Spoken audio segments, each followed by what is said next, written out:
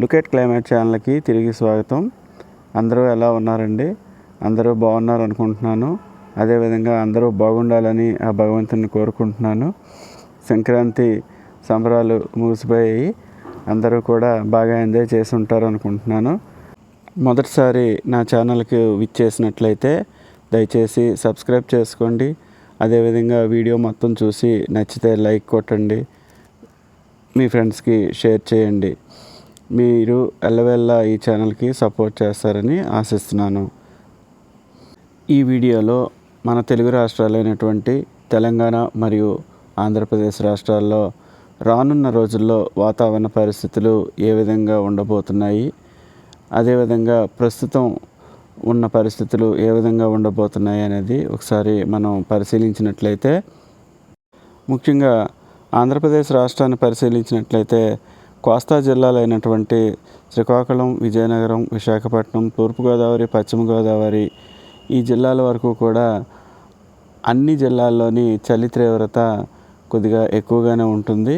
అదేవిధంగా ఈ చలితో పాటు మంచు కురవడం కూడా ఎక్కువగా ఉంటుంది. ఈ మంచుతో పాటు పొగమంచు కూడా కురిసే అవకాశాలు ఉన్నాయి.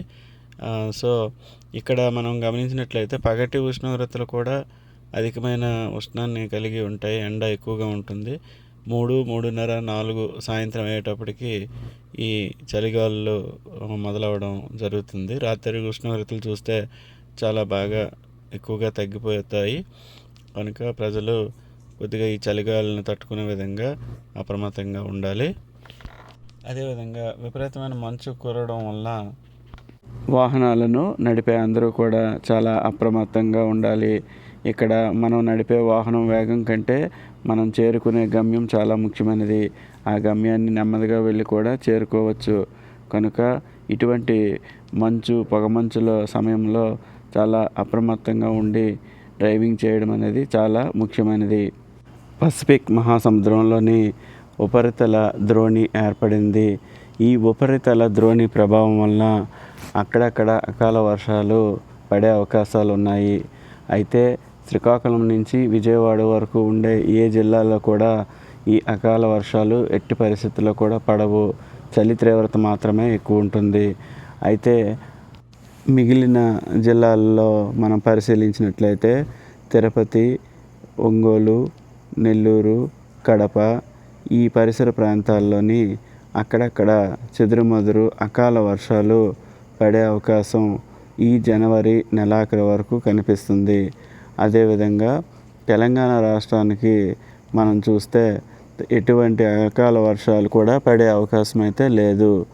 అక్కడ కేవలం మంచు, అదేవిధంగా చలి తీవ్రత కొద్దిగా ఎక్కువగా ఉండే అవకాశం అయితే స్పష్టంగా కనిపిస్తుంది. ఈ నెల 10వ తేదీన నైరుతి బంగాళాఖాతంలో ఈ ఉపరితల ఆవర్తన ద్రోణి ఏర్పడింది.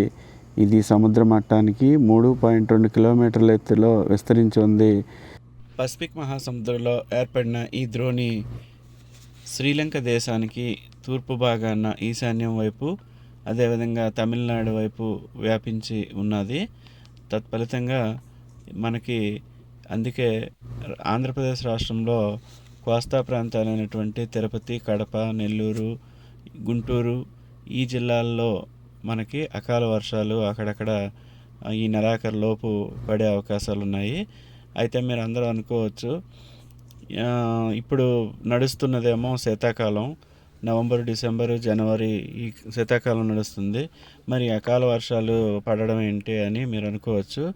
దానికి ఒక సైంటిఫిక్ రీజన్ ఉంది. అది నేను మీకు మరొక వీడియోలోని వివరంగా చేయడానికి ప్రయత్నిస్తాను. కాకపోతే దాని గురించి మీకు కుతూహలత ఉంటే తప్పకుండా కామెంట్ చేయండి. ఆ వీడియో కావాలని నేను చేయడానికి ప్రయత్నించి మీ ముందు ఉంచుతాను. అయితే ఏ కారణం చేత అకాల వర్షాలు పడుతున్నాయని చూసుకున్నట్లయితే దీనికి గల కారణము లానినో. పసిఫిక్ మహాసముద్రంలో లానినో అనేది ఏర్పడింది. అయితే లానినో అంటే ఏమిటి అనేది నేను ప్రత్యేకంగా వేరే వీడియో చేస్తాను. అయితే ఆ వీడియో కావాలి అనుకుంటే మీరందరూ కామెంట్ రూపంలో చేయమంటే నేను చేయడానికి మీకు అర్థమయ్యే విధంగా చెప్పడానికి ప్రయత్నిస్తాను. మీరు కామెంట్ రూపంలో తెలియజేయగలరు. అయితే ఈ లానినో ఏర్పడడం వల్లనే ఈ అకాల వర్షాలు అనేవి సంభవిస్తున్నాయి. అయితే ప్రస్తుతానికి మనం చెప్పుకున్నట్లుగా శ్రీకాకుళం నుండి విజయవాడ వరకు ఎటువంటి వర్షాలు ఉండవు.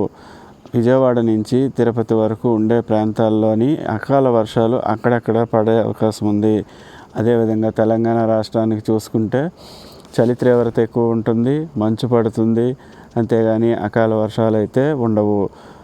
ముఖ్యంగా మన కోస్తా జిల్లాలైనటువంటి శ్రీకాకుళం నుంచి విజయవాడ వరకు ఉన్న జిల్లాల్లోని చలి తీవ్రత కూడా ఎక్కువగా నమోదయ్యే అవకాశము ఉంది. ఇది ప్రస్తుత పరిస్థితి.